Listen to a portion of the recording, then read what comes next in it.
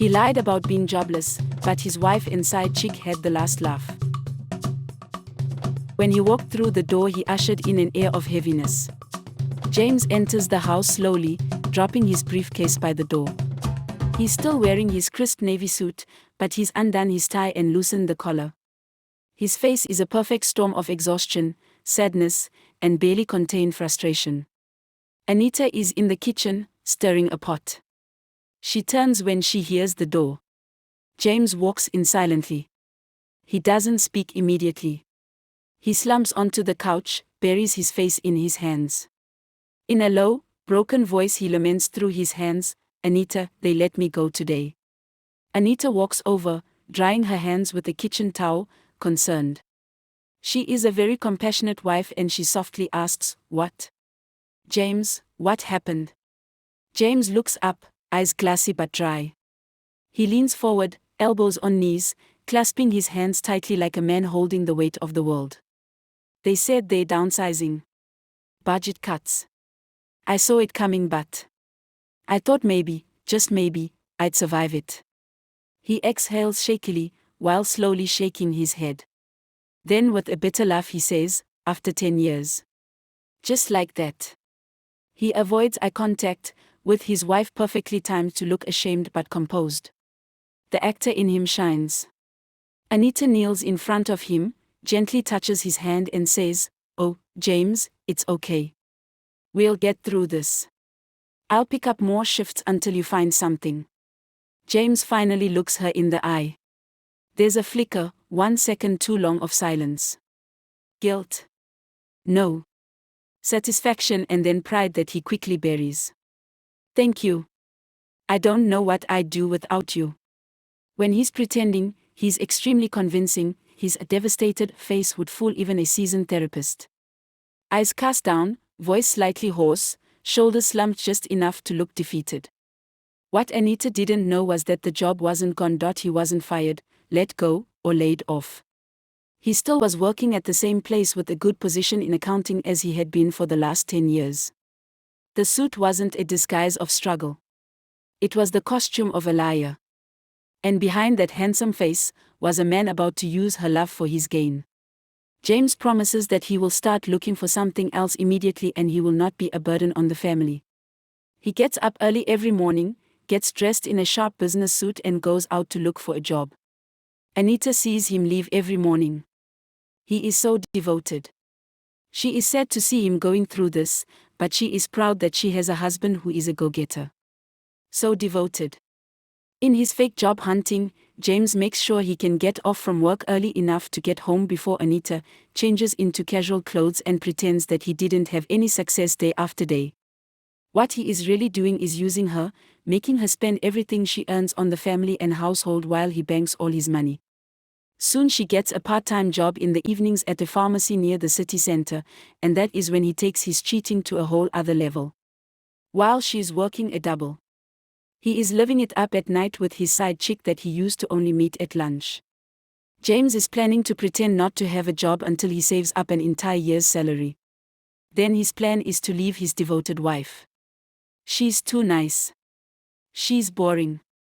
She's not exciting like the woman that he sees downtown, dressed so well and in high heels.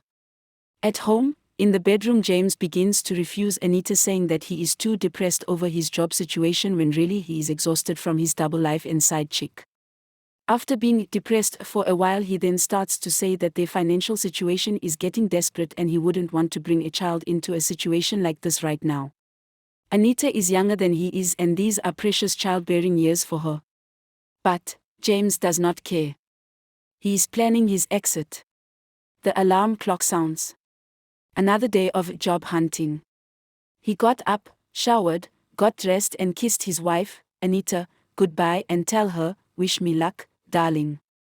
Another day, another hope. Anita, tired but supportive, would smile, "You'll find something soon." I know it.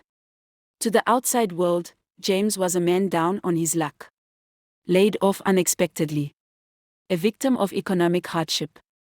But inside, he played a different game. A dangerous game. Maybe more than one dangerous game. After all a player will play, that is what they do. Another interview today, hopefully this one is it, he would say. Anita, working 2 jobs now, believed him, because James was convincing. He acted like a man trying to get back on his feet. In truth, he never fell. James was still employed full-time in a high-paying, professional job in finance. His job hadn't gone anywhere. But his integrity had. He told his wife he'd been laid off. Told her that times were hard. So she shouldered everything, mortgage, food, clothes, car upkeep, everything, while he kept working and secretly banked his entire salary in an account she didn't know existed. James hadn't lost his job at all. He was still employed in a solid job with very good pay. But for reasons known only to his cold, calculating heart, he chose deceit. Every day, he clocked in at work like nothing had changed. But he told his wife he was jobless. He told his friends he was struggling. He even made a show of bringing home fake rejection letters and fake job applications. Anita believed him. Why wouldn't she? He was always home by 5 p.m., looking drained, defeated, even embarrassed, well, on the days that she didn't work a double. Meanwhile, she started working evenings at a local pharmacy just to make ends meet. She tightened the family budget, cut back on her own personal needs, and poured every shilling she earned into food, household upkeep, bills, and James. After about 3 months, James announced that he sold his luxury car and told her that he would just take transport to go look for jobs when in reality he still had his car. He was only parking it a small distance from the house in a treed alley where she would not see it, and then he would trek to the gate of their compound pretending he had taken a tuk-tuk. Anita was so impressed at how he was willing to also sacrifice for the family. He loved his vehicle. She didn't know, but in 2 months he was planning to suggest that they further downsize and sell the family home. He was planning to pocket most of that money too by telling her that he could start a business with it and therefore it would all be under his control. He still was planning to leave her, and leave her with nothing. But his strategizing didn't get that far. James wasn't home every evening, even though Anita thought he was. Even when she was stocking shelves or working the cash register at the pharmacy after hours, she thought James was exhausted, depressed, or sleeping at home. When Anita clocked in for her night shift at the pharmacy, James clocked out from morality. He had a side chick on the other side of town. Young, carefree, unaware, or perhaps uncaring of the web he was spinning.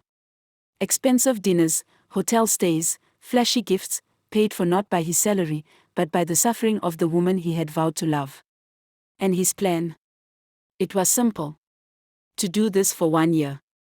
Save up almost every cent of his salary and everything else he could get his hands on, then leave Anita, leave town.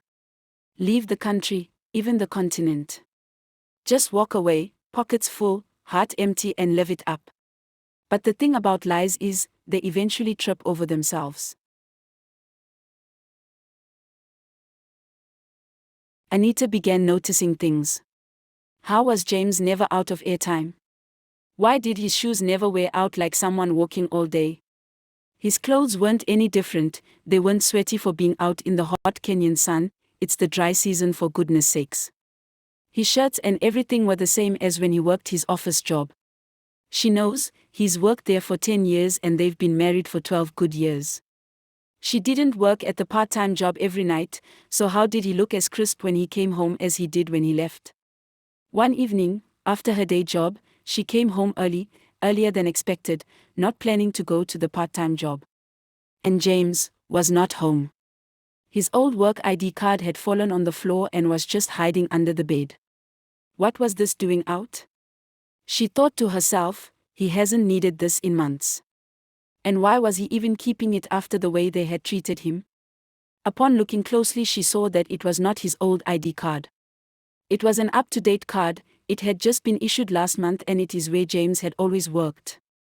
She connected the dots. A call to his company confirmed the unthinkable, James had never lost his job.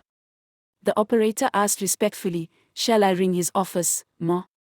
"Oh no," she quickly inserted. Instead, she asked the operator to let her speak to HR. They confirmed that James still worked there and had even gotten a promotion 6 months ago. He was now their CFO. Anita is sweet, but she is no dummy. She decided to keep this quiet and began her research. When James returned home later that night, whistling, smelling faintly of perfume and whiskey, he found her waiting. No shouting. No tears.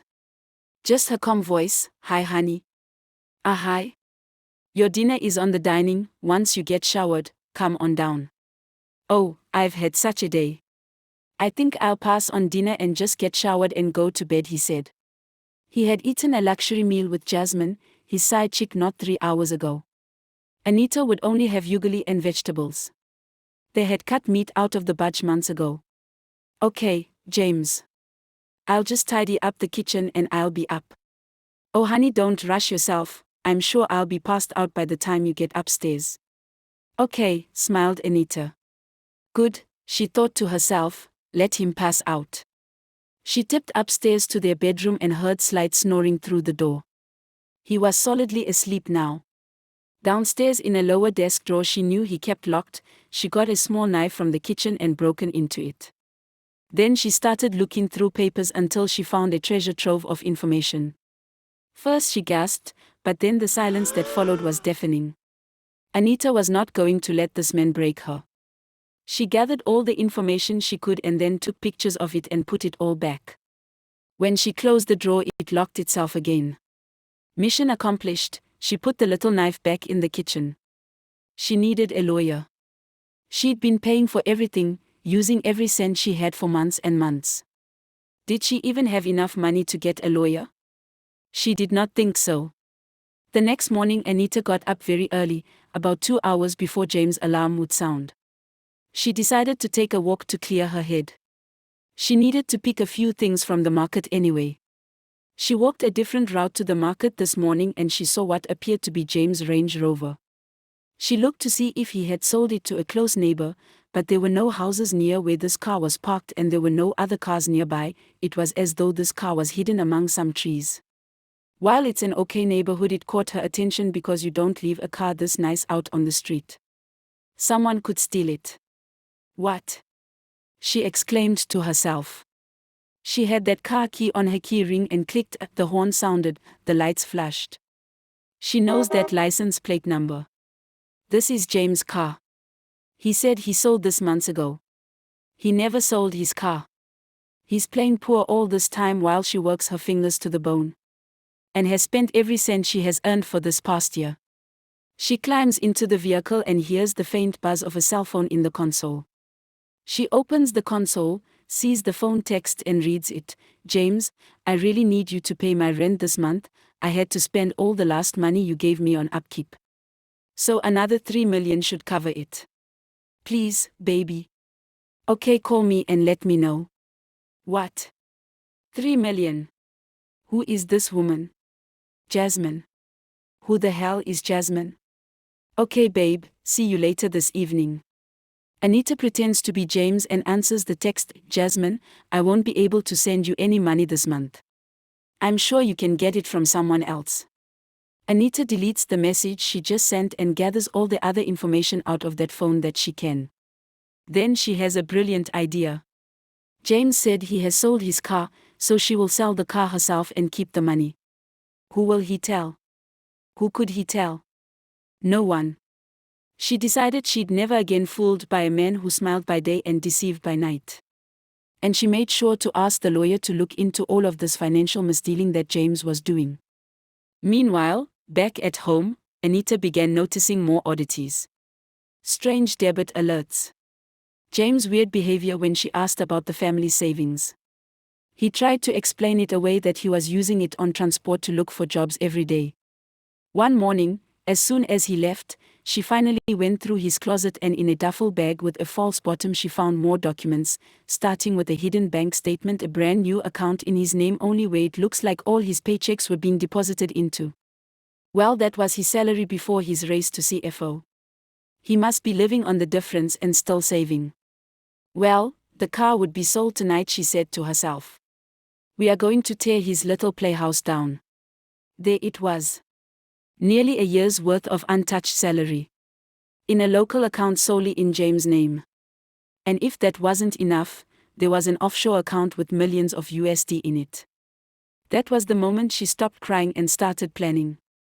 By the end of the day, she has arranged a buyer and tells them to meet her at that spot in 2 days when she knows that James will be home that evening. She will just tell him that she is going to the market again to get foodstuffs for dinner. Even though after the fake sale, he had brought home 5 million Kenya shillings, saying that is all he got for the car, Anita got 10 million shillings for it. Now she can afford a lawyer. About 2 weeks before all this happened, across town, side chick, Jasmine gets mad because James won't buy her what she wants and he won't pay her rent whereas he used to. She begins to suspect that he is cheap. A cheap sugar daddy? No such thing. She is suspicious because has never talked to him after 9 p.m. at night, any night, only texts.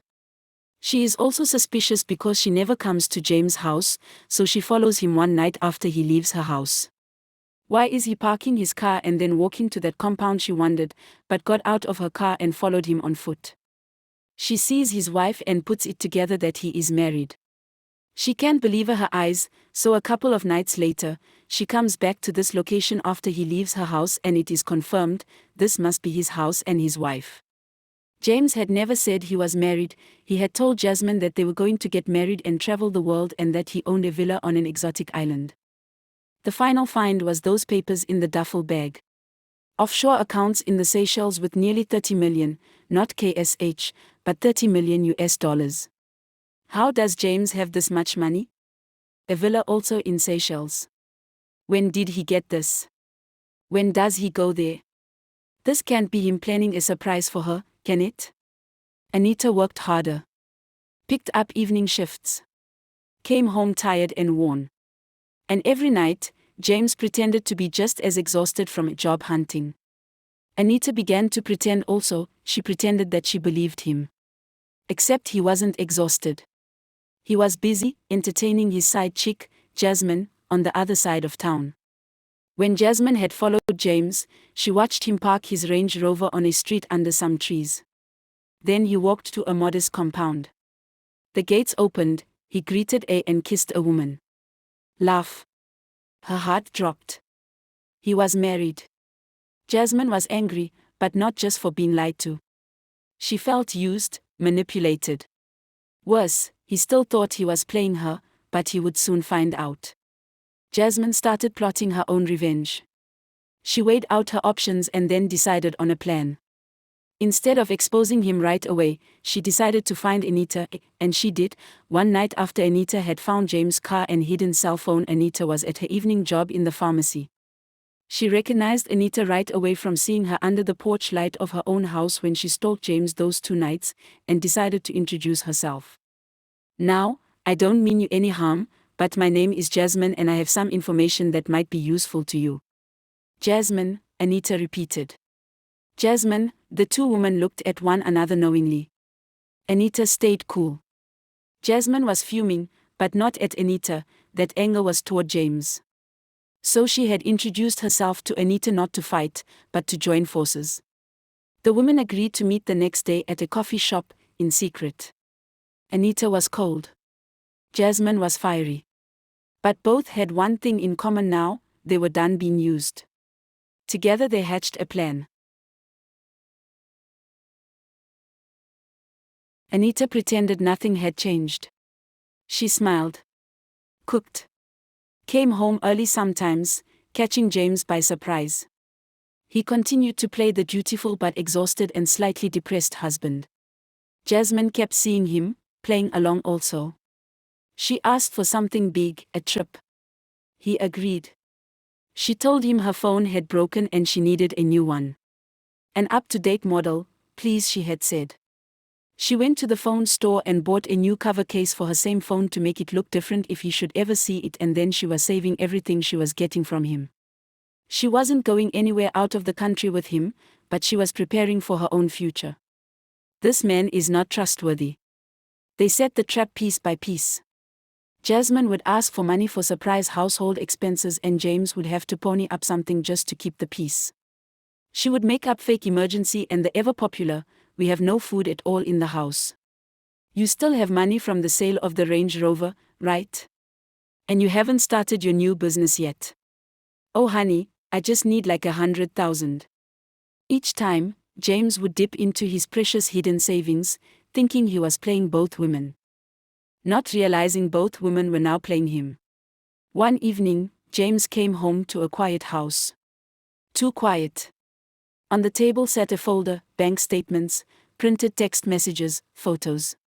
Standing across from him, Anita and Jasmine. Together. James froze. Jasmine blurted out, "You could have told me that you're married." Anita added, "James, how could you pretend that you didn't have a job? And for a whole year." Part of James wanted to smile, but the cooler, more calculating part of him made his wipe that smirk off his face before anyone could see it. He had no words, he just let the woman yell. Then he went upstairs to bed, as if he didn't care. But he was really tired that day, and someone had stolen his car. He had gone to the police and filed a report, but they didn't offer him much hope in finding it. "Sir, why was your car parked in that alley, and not in your own compound?" He had no answer. The police suspected that he was lying, so they did not take him seriously or file his report. When he tried to get compensation from the insurance company, they said, "We don't have any stolen car reports on file," so they thought he was trying to scam them and simply hung up the phone. Anita had James served for divorce at his precious office the next morning. She also had frozen all their accounts, including his secret ones, with legal backing. Jasmine outed him on social media. 2 other young ladies commented and also had gone out with him. They had been seeing him too, not as a sugar daddy. No, it was the opposite, he was trying to get money from them. His job was notified of the huge amount of money in an offshore account, and they launched an investigation for embezzlement. He was arrested and faced embezzlement charges. The judge threw the book at him. The man who pretended to be poor while hoarding riches ended up truly penniless and lost his freedom. Using wisdom, knowing that women don't have to always fight each other, especially over a cheating man, Anita and Jasmine became friends and decided to go into business together. They chose a business that would not only benefit themselves, but other women who have been through similar traumas. When you build your house on lies, don't be surprised when it all comes crashing down. Sometimes, the ones you try to play end up playing you. Anita and Jasmine co-own a stylish, high-end coffee shop in Nairobi by the city center. Not just serving coffee, but serving healing. On the wall are framed photos of Kenyan women, who are the local women coffee farmers. Women supporting women. They laugh often now. They listen to their customers. They host small storytelling events where other women share their survival journeys. They had been fooled. Used. Hurt. But now, they pour strength into every cup. The men may have broken their trust. But the women built a future that can't be shaken. And yes, in this coffee shop, they're open to love again. The coffee is not bitter at second cup, second chance, and neither of the women. They are just wiser. Experienced and wiser. Men who walk into this coffee shop come in to meet real women, women who've seen betrayal and still believe in better, not bitter. Anita's lawyer starts showing up every Saturday not to see Anita, but to see Jasmine. The professional men of the city have learned this is where women of substance hang out. One day while Anita's lawyer was there to see Jasmine, he bumps into a schoolmate from law school and makes the introduction to Anita. The 4 of them sat talking until way after closing. It was so natural. This time, love won't cost them everything. It will add to who they already are instead of taking away from it. A year later, the 2 are awarded Best Coffee in Nairobi. Second Cup, Second Chance is honored at a gala where they are keynote speakers. In a world where truth is rare and trust is fragile, remember, it's not always the stranger who betrays you, it's the one who says, "I love you." But as long as there is life, there is hope and a second chance at success and love. If you enjoyed this story, don't forget to like, comment, and subscribe for more very rich stories, where real lives, real lessons, and real heartbreaks are brought to light. We've changed our name because we want to share stories from all over the world, and we want you to subscribe and join us. Thank you for tuning in.